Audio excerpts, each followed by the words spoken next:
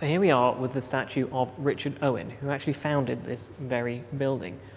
And as you saw with Darwin just down below, there are very few statues of people in the museum, but there used to be one more that is no longer on display. You see, in 1901, the second director of the museum, a man called Professor Ray Lancaster, actually commissioned the naked statue of the Victorian bodybuilder Eugen Sandow to put on display. Sandow was a international celebrity and eventually a very highly regarded sex symbol in Victorian times. He started out as a strongman and then later became what many regard as the first professional bodybuilder. Sandow modelled his body and his chiselled physique on that of the ancient Greeks and was widely regarded by both men and women in Victorian England at the time. Sandow found ways to further capitalise on this obsession with the human body of the time when he transitioned from performing on the circuit's act of strength to actually transitioning and moving into posing as an art form.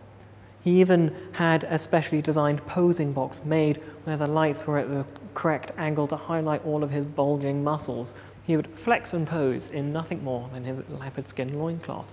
Undoubtedly, there was a sexual element to all of this as he moved from being admired for his strength to adored for his looks. In fact, he had fans, both men and women, who would pay to come backstage after his performance and to finger his muscles, as one writer once put it.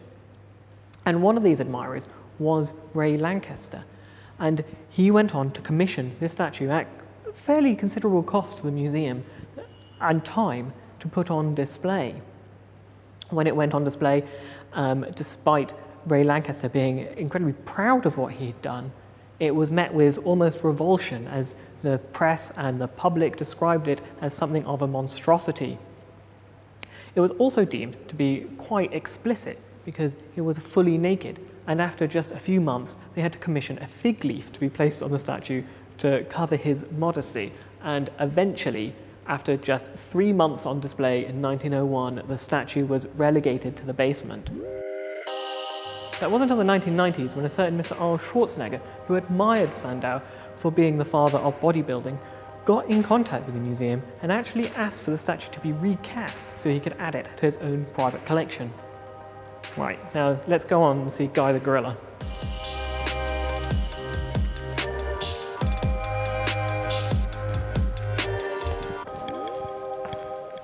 Actually, there are some quite fun things to say about the giraffes you can just about see down there.